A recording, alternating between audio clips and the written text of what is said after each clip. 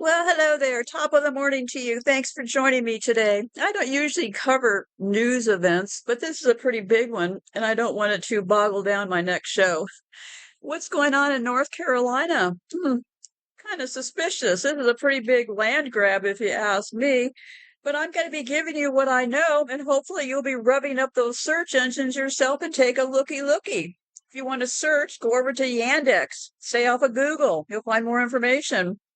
So, North Carolina, history repeats itself. They locked the inmates. There was a prison there. The inmates were locked up for nearly a week. Same thing happened during Katrina. Gotta tell you, psychopaths are real cowards. Leaving all those inmates locked in those cages when most of those people hadn't even had charges yet. They're just random people that they locked up, for some trumped up charges down the road. I haven't looked, but I'm going to guess they're mainly black people locked up in cells with their own feces for nearly a week. Yeah, they did the exact same thing during Katrina, except Katrina had a little bit of good news because a lot of those inmates escaped during Katrina. So it is my wish and my hope that they have found safety and they never went back into jail because they lost track of those inmates. Go inmates. So yeah, it's a very sad situation for the inmates in North Carolina. The psychopathic people controlling these prisons are cowards, and it was probably a state-run private prison. But let's get to the real point for North Carolina.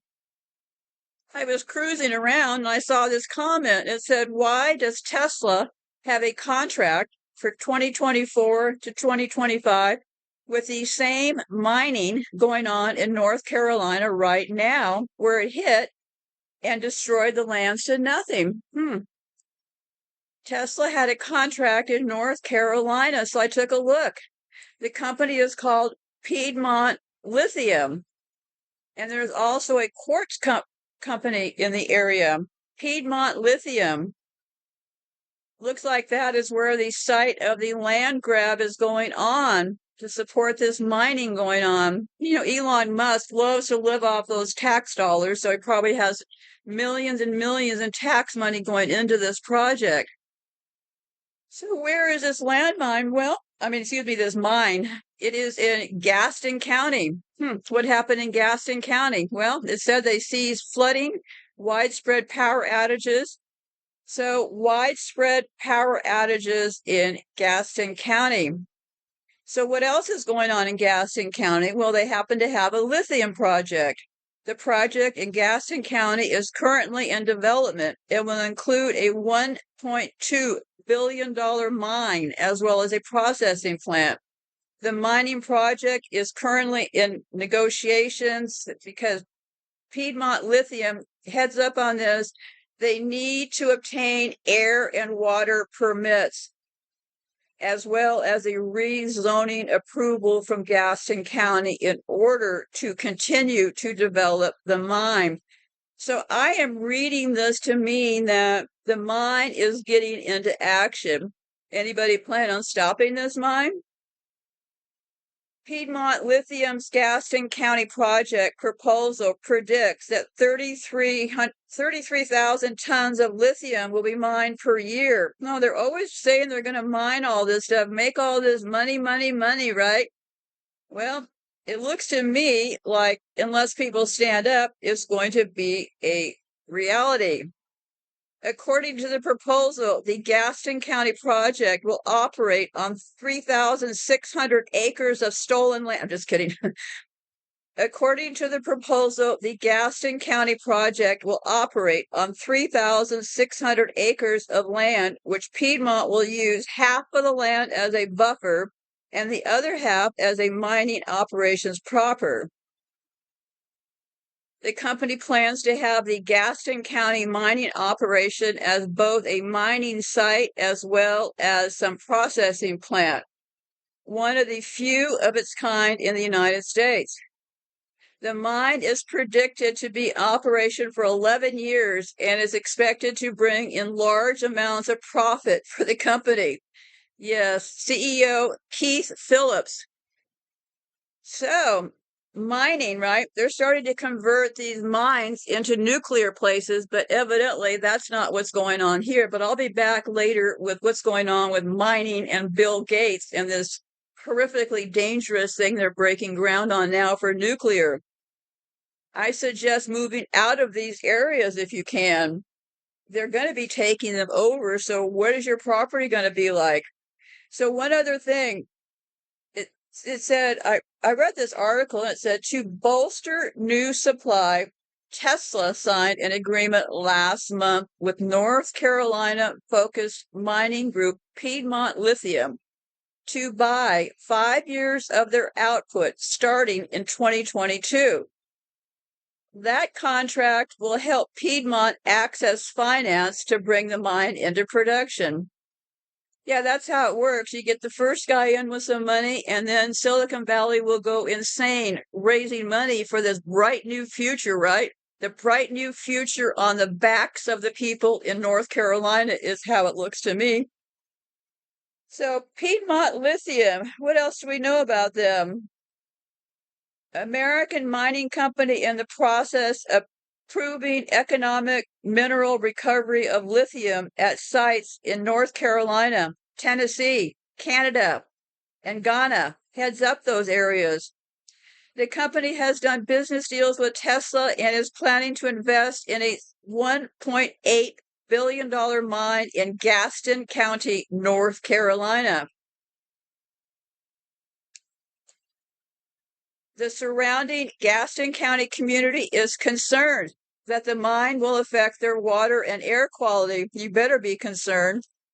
So, what happened there? The modern lithium mining industry actually started in this North Carolina region in the 1950s when the metal was used to make components for nuclear bombs.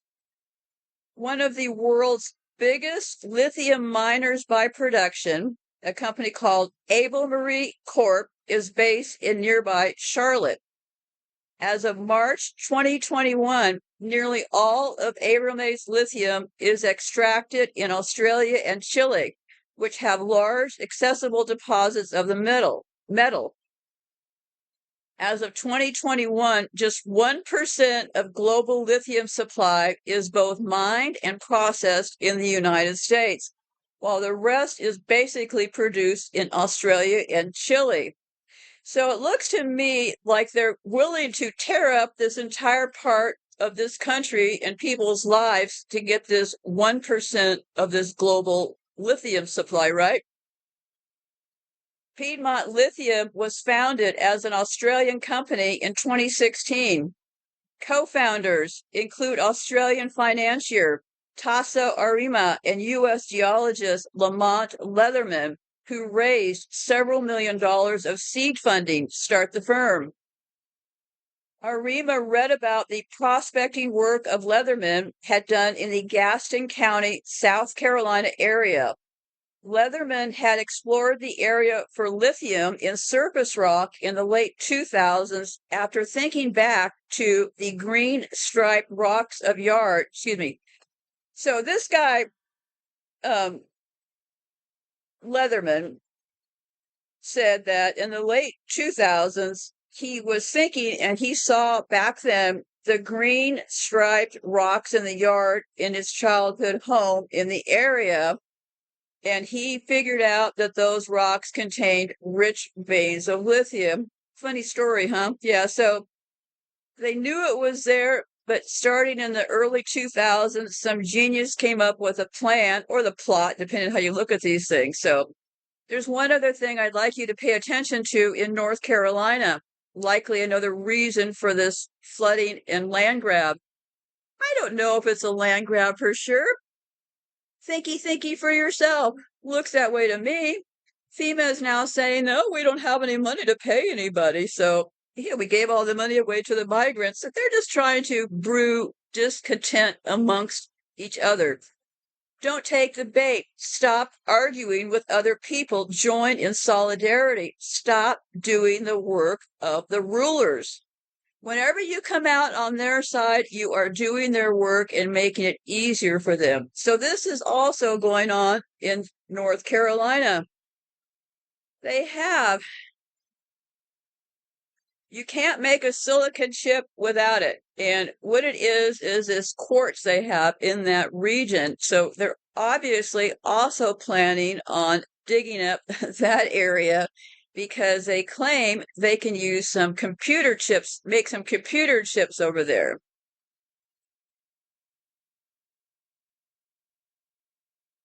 Okay, here is what it is. It says this article, and I'll have the articles down below. Your phones and computers rely on this, and this remote North Carolina mine in Helene just walloped it. So another mine in the area. So it says, let me see here. You won't expect to find the linchpin of the global microchip industry tucked away in a Blue Ridge mountain town, but it's there. Scattered across the outskirts of Spruce Pine, a series of mines have been extracting some of the purest quartz on Earth for decades. The resource is so essential that almost every advanced microchip produced today touches it during the manufacturing process. Those mines are now those mines are now closed indefinitely after Hurricane Helene dumped a feet of water on Spruce Pine, devastating the area. And with this singular supply of ultra-pure quartz cut off from the foreseeable future, the world supply of chips hang in the future.